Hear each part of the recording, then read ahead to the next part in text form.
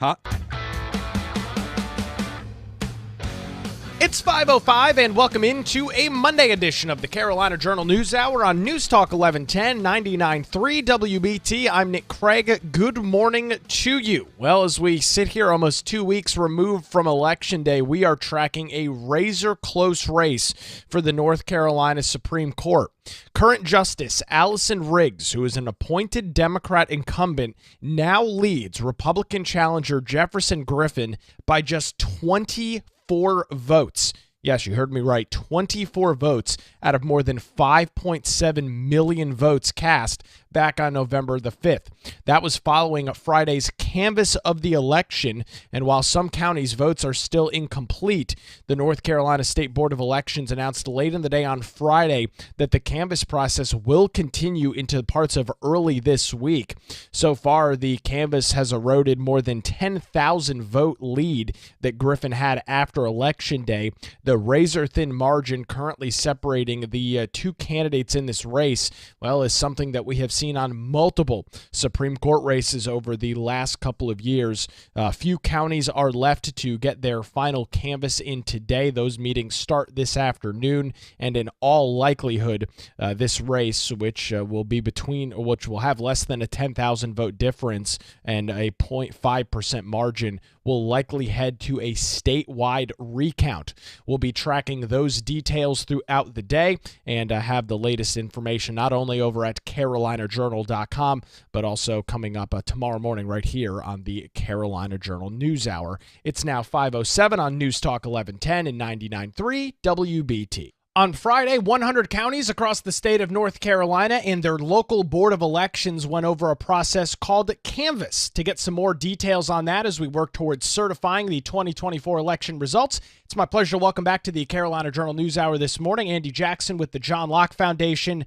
I'm sure, Andy, folks have never heard the term canvass used outside of this local effort that goes on in these counties. What is the county canvass, and what did we see on Friday across the state? Well, county canvass, in short, is the official vote in every county in the state. What we see on election night is the unofficial vote. Those are all the ballots that come in. By that time, they count them, they put them up. Okay, we know basically who's going to win most of the races, but it takes time for them to process some of these other ballots. We basically know the results of about 98% of the vote on election night. But then there are some other things like military and overseas ballots can come in up to 9 days after election day. There are provisional ballots that the election officials have to investigate to decide whether or not they're legal votes or not, and a host of other smaller items that they have to go over before they can do that official count.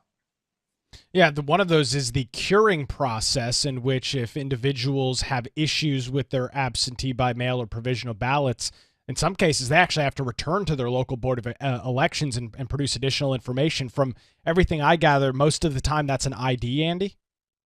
Yeah, a lot of times it is. If they don't have an ID at the time, they can stop by with it. If there is some information that is out of place, like a signature, they can correct that, not for a witness, but for the voter themselves. So there are a few problems that you can fix. And, it doesn't interfere with the ballot itself. They're never touching the ballot themselves. These are all corrections with the absentee ballot container envelope that they're fixing. And that way, there's no results that are changed because of that, because the ballot is never touched in that process. Kind of a little side note here. We chatted earlier in the week with Jim Sterling about some issues specifically in New Hanover County. They went through a process late last week. They had a whole bunch of outstanding ballots, and there was some questions as to whether they broke the law. Have you been following that, and what are those details looking like as of this morning? Well, there is a bit of a he said, she said going on between the New Hanover County Board of Elections and the State Board of Elections. New Hanover County said that they had received guidance from the State Board saying that they could essentially stop their counting of ballots, I think, starting on October 31st. So from the 31st until Election Day, they didn't have to count those yet. They could count those after. Now, that's pretty clearly a violation of state law, because statute says that all the ballots, absentee ballots that come in before Election Day, have to be counted on Election Day and officially posted. And the state board said they never gave such guidance. So they're going to have to resolve that. Clearly, there was at best a breakdown in communications between New Hanover and the state board. That needs to get resolved so we don't have the situation happen again. Well, and it's an interesting one as we looked at some of these very close races. The race for North Carolina Supreme Court remains razor thin this morning. There was a lot of outstanding ballots there, and a couple of other counties as well. And Andy, at this point, we're almost 2 weeks removed completely from Election Day. Yeah. Those kind of things happen sometimes, and we saw this 4 years ago with the Chief Justice of the Supreme Court race, where Paul Newby started off with, I think, roughly about a 3,000 vote advantage over Sherry Beasley, and by the time they got to the canvass, that narrowed down to a little over 400 votes. So this is something that we're used to, and it's the reason we have to wait for official results on some of these races. So yeah, it's a little bit of a confusing process. The one thing I would like to remind people is that, except for those relatively small handful of military and overseas ballots, which are still coming in, these are all ballots that election officials have in their possession on Election Day. They just have to investigate them to make sure that they're legal votes. So I was looking at the timeline, and the county canvass, of course, wrapped up on Friday, but as late as Tuesday, candidates can request recounts if they're within thresholds. How exactly does that process work? Well, they make the request, and once they do that, then essentially the counties do another machine count of all the ballots. There's also a partial hand-eye recount where they pick 2 precincts in each county just to ensure accuracy. But that recount process is another machine recount, and it usually takes a couple of weeks. The race in 2020, when they did a recount for that Chief Justice race, that was resolved in the first week of December. So once a recount is requested, then the process basically takes us past Thanksgiving. Let me ask you about that. So we watched the county certify their election results on Friday. They send that data to the State Board of Elections, and then they go through a certification process. And actually, I didn't even realize this. They hand out certificates of election, which is pretty cool in itself. When does that process begin to take place? Well, that process is going to take place once again in the next couple of weeks. They're going to have to certify that. The difference is with the presidential election, they've got to move a little quicker on that to get the electors elected so that they can have their meeting, which I believe is in mid-December as well. And this is kind of their last step to assure that the process went according to law. There weren't any major mistakes, that nobody has to go back and recount. And we saw that what happened with the election in 2018 in the 9th district, where the state board did not certify the election. They didn't issue that certificate, and they eventually had a hearing and called for a redo election for that position. So this is like the last chance to make sure that everything was done correctly in the process, where the state board reviews what the county boards were doing. And I would expect they would be looking at, for example, what happened with New Hanover. I don't think they'll reverse any results based on that, because once again, New Hanover had all those ballots all that time. But certainly this would be a chance for them to issue advice and corrections to counties that make mistakes. We'll continue to track some of these tight races. Andy Jackson from the John Locke Foundation joins us this morning on the Carolina Journal News Hour. It's now 5:14, News Talk 1110, 99.3 WBT. Time to get a look at traffic this morning with Boomer Von Cannon. Hey, thank you, Nick.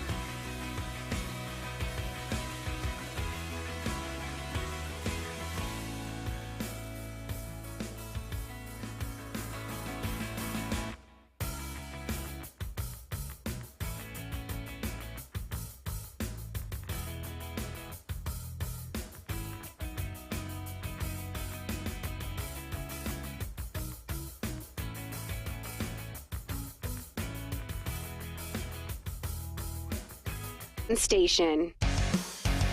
Hot. It's 5:21. Welcome back to the Carolina Journal News Hour on a Monday edition. Thanks for joining us. Hopefully you had a nice weekend. The North Carolina General Assembly is back in session today, and it's a lengthy session. They're expected to be in Raleigh, our lawmakers, for up to 4 days, likely there through Thursday afternoon. Couple of things that we're tracking. Starting off today at 1 o'clock, there's a joint legislative commission on government operations and the subcommittee on hurricane recovery and response. Now, obviously, the devastation and destruction out in western North Carolina is going to be a hot topic. However, the department in question continues to be the North Carolina Office for Recovery and Resiliency, or NCORR. That's the acronym for that.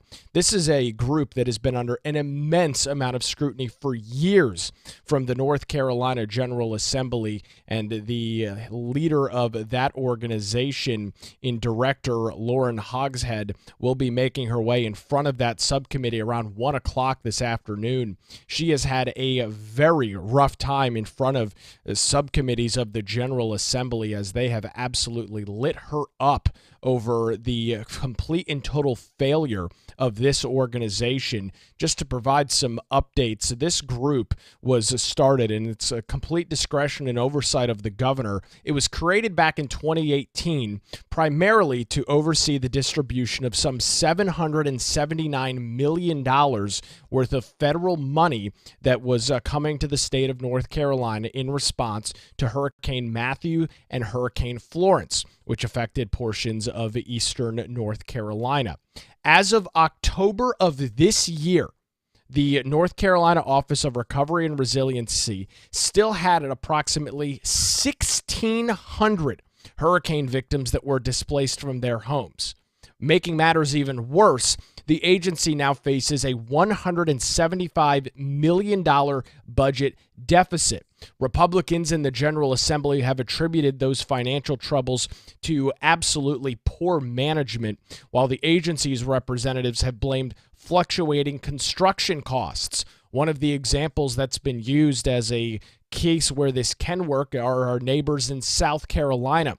They have a similar group to the Office of Recovery and Resiliency, and they don't have the issues anywhere near like we're seeing in North Carolina.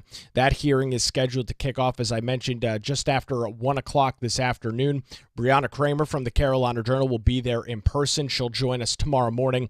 Plus, we'll have some clips from that hearing, likely to be a very, very heated hearing. All of them have been over the last couple of years. We'll continue to track that over at carolinajournal.com and on the Carolina Journal News Hour, where it's now 5:24 on News Talk 1110 and 99.3 WBT.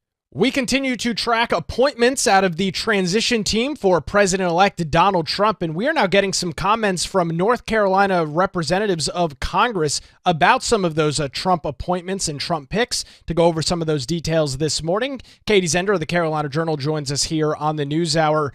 Katie, I'd argue probably the most controversial pick so far has been Matt Gaetz to lead the Department of Justice as the Attorney General. Some North Carolina Congress members not super happy with that. Yeah, good morning, Nick. Thank you so much for having me on. Yeah, this is one of a couple of appointments that we have seen from Trump in the last couple of days. You know, he appointed Pete Hegseth to head up the Department of Defense. But yeah, Gaetz here is pretty controversial. So Trump announced his nomination in a Truth Social post on Wednesday, and Congressman Greg Murphy from North Carolina came out against that. He quote tweeted he quote posted a post on X, I guess you should say, from a reporter, Jesse Kelly.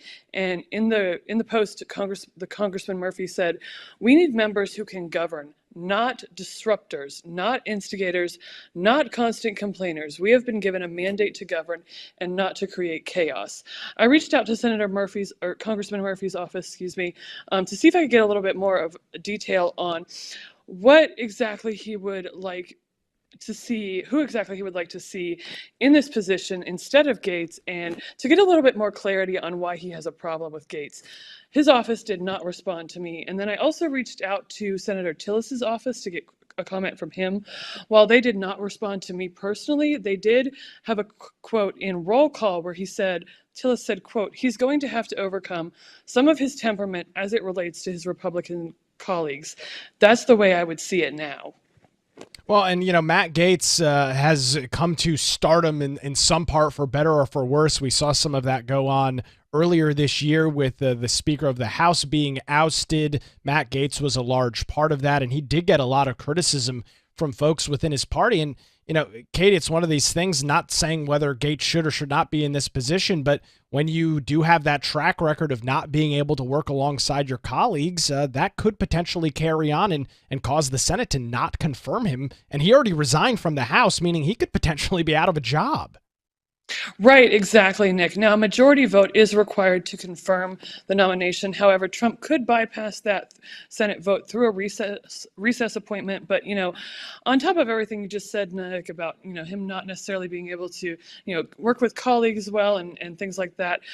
Back in June, the House Ethics Committee started an investigation into Gaetz regarding sexual misconduct, illicit drug use, and bribery allegations, according to a CBS report. And the timing of this is very interesting because, Gaetz's resignation came just hours after the Trump appointment. And today, actually, the House Ethics Committee was expected to vote to release the report on their investigation into Gaetz.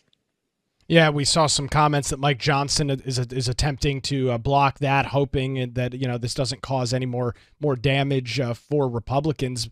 In large part, Katie, I think if you've followed this, I know you have. I think most of these appointments, folks have been pretty happy with, at least from some of the online chatter on social media. But this Gaetz one really has got Republican and conservative factions kind of split, and it's obviously a controversial pick for Trump, who he continues to say, and other Republicans say, they've got a mandate heading into the new year with their leading the government, Oval Office, House, and Senate.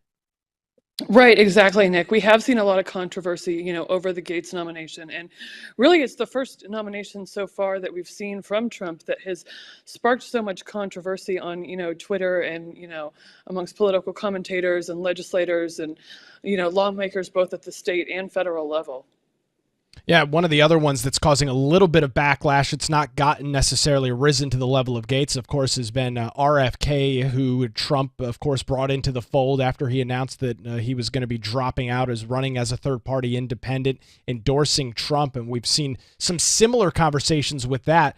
Katie, do all of these confirmations go through the Senate? Does the House have anything to do with these once Trump is in office, or is this solely a Senate responsibility? So, to my understanding, Nick, I believe this is these are solely Senate confirmations. And we'll be continuing to track those. Now, the Biden administration attempting to shove a couple of people through here on the way out of the door. We'll continue that conversation with Katie Zinder coming up after this. You're listening to the Carolina Journal News Hour. It's 5:29, News Talk 1110, 99.3 WBT. Time for another look at traffic this morning with Boomer Von Cannon. Hey, thank you, Nick.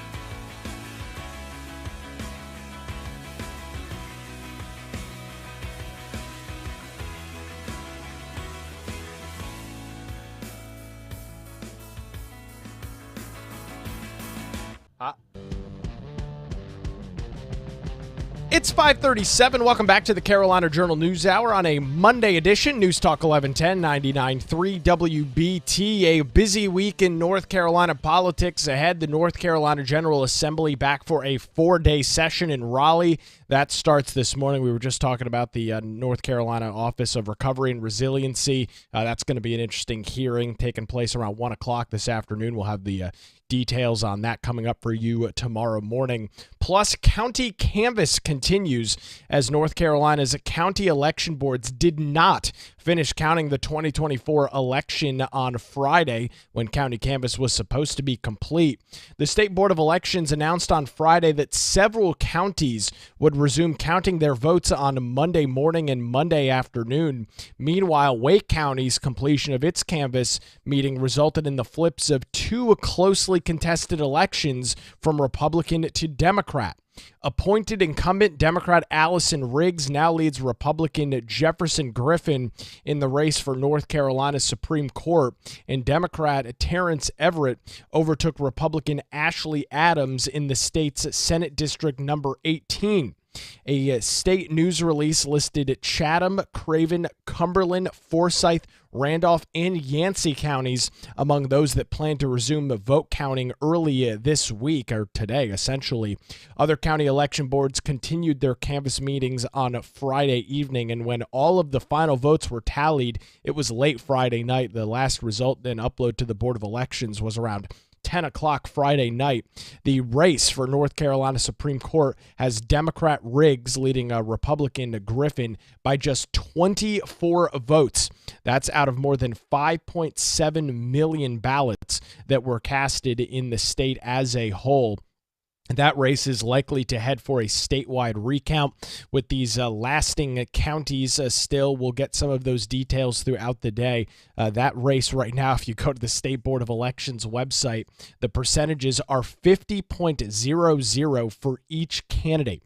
And as I noted, just 24 votes separating them as of right now. That will change throughout the day today, and whoever the ends up being the loser once these races are tallied will undoubtedly call for a recount, and depending on how close the margin is, that recount very well could change the results in some of those races. We'll continue to follow that throughout the day. We'll see if the General Assembly has any comments on those. Most county canvasses begin sometime around 1 or 2 o'clock this afternoon. We'll be tracking it all throughout the day over on our website, carolinajournal.com. It's now 5:39 on the Carolina Journal News Hour. Continuing our conversation this morning with Katie Zender of CarolinaJournal.com, we were just talking about the Trump appointees and the controversy over some figures like Matt Gaetz and RFK Jr. However, Trump is not in office yet. The Republicans do not have control in the Senate, slim majority in the House. And the Biden administration, Katie, is seemingly trying to get a couple of things done before they get out the door. What's the latest you're tracking this morning on that? Right. So on Thursday of last week, Senator Thom Tillis emphasized his opposition to the Biden administration's nomination of Ryan Parks to the 4th U.S. Circuit Court of Appeals. This nomination was made earlier in the year, and CJ's been tracking this throughout the year. But on Thursday, Senator Tillis said, quote, "I know that this nominee has no prayer of getting confirmed by the full U.S. Senate unless Chuck Schumer and my colleagues on the other side of the aisle play a game and wait for a funeral or an illness to cause an absentee problem on our side." Tillis said that on the Senate floor. Parks's nomination was preceded on Thursday with an 11-10 vote in the Senate Judiciary Committee, but it was without Republican support. So, this is another controversial nomination that we're seeing from the Biden administration. But there are over 24 pending nominations that Democrats are going to try and push through here before Republicans take over in January. Now, Parks actually has a North Carolina connection, which makes this even more interesting than just the general folks that are looking and up for appointment, right? Right, exactly. So he is currently the Solicitor General of North Carolina. He appeared before the Senate Judiciary Committee earlier this summer. And, Tillis has been, consistently critical of the White House's confirmation process on this nomination. Talk a little bit about his role as Solicitor General. I presume that's an appointed position by the governor here in North Carolina, indicating that this would be somebody that tends to lean to the left side of the political aisle, being current Governor Roy Cooper. Right, that's exactly right, Nick. And so, there was a report out by Bloomberg Law where White House spokesman Andrew Bates said that the Biden administration has conducted a, quote, extensive consultation process with Tillis and Budd as well. So, I spoke with Mitch Kokai from the John Locke Foundation. He's the senior political analyst there, and he said no one should be surprised about Senator Tillis's opposition to this nomination. He warned colleagues back in August that he planned to line up votes to block Ryan Park from the Court of Appeals. And then what he also said is going to be really interesting to see whether or not Tillis really has the votes to keep Park off the Fourth Circuit bench. So this is something that Mitch Kokai has really been tracking for a while. He's been following this case for a while here, and he's really, up to speed on it. So it'll be interesting to see where this goes. One thing that the Senate did get done on Thursday was they voted 49-44 to end debate, also known as cloture, on the nomination of Embry Kidd to the 11th Circuit Court. A confirmation vote is set for today, actually, Nick. So we should know today whether or not that confirmation will, move forward. Now, this is kind of in compare and contrast to what we were just talking about. You've got these federal appointments to various groups and organizations that the new administration looks to bring in. However, with these judicial appointments, Katie, for all intents and purposes, these are like lifetime sentences from what I understand until the judge finally decides that they want to step down and retire. This is not something that just gets swapped around with the new administration, right? Right, exactly, Nick. So, with the Trump administration nominations, these are, as long as Trump is in office, so it's going to be, 4 years or, shorter than that if the person decides to step down. But with these judicial appointments, these are, essentially lifetime appointments until, that person decides they're ready to retire. And you'll be continuing to track that over at Carolina Journal? Yes, Nick, we'll be tracking all of these stories. Katie Zender joins us this morning on the Carolina Journal News Hour. It's now 5:44, News Talk 1110, 99.3 WBT. Time to get another look at the roadways on this Monday morning with Boomer Von Cannon. Hey, thank you, Nick. And I don't.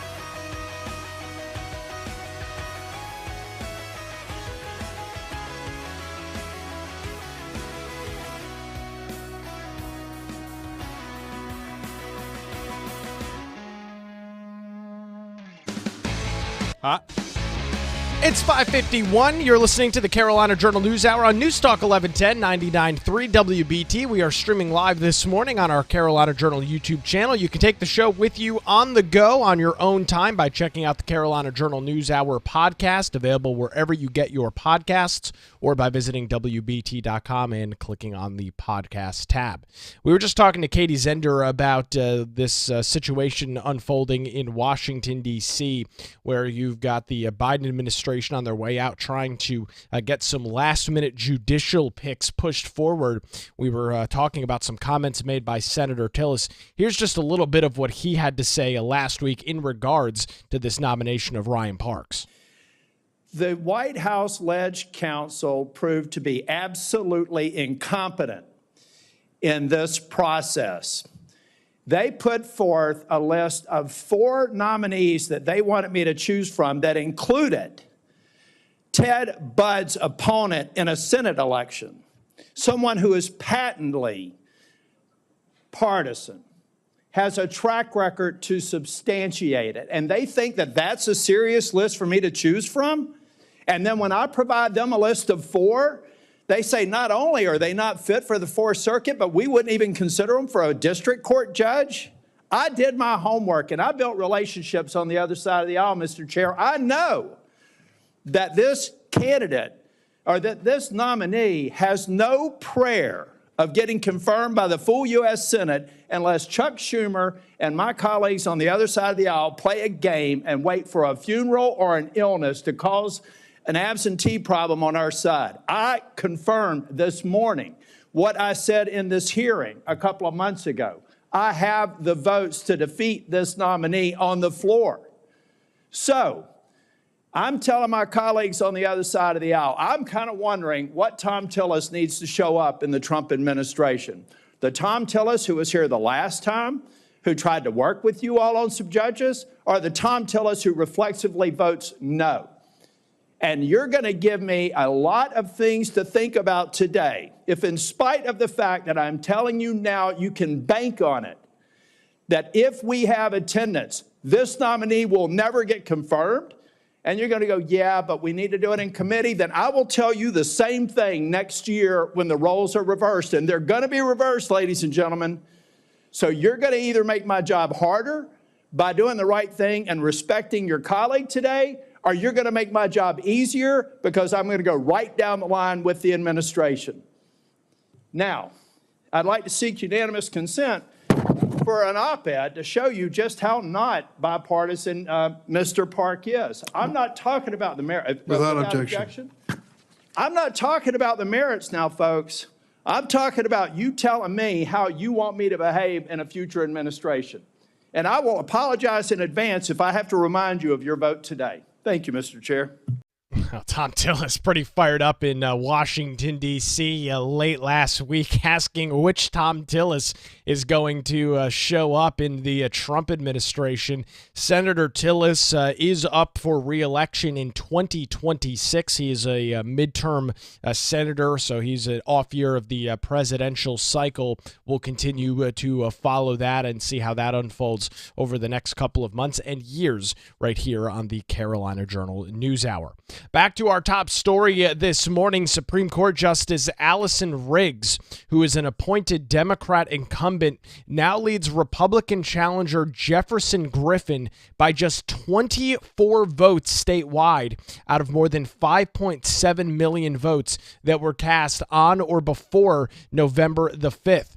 That's following Friday's canvass of the election, which took place in most counties across the state.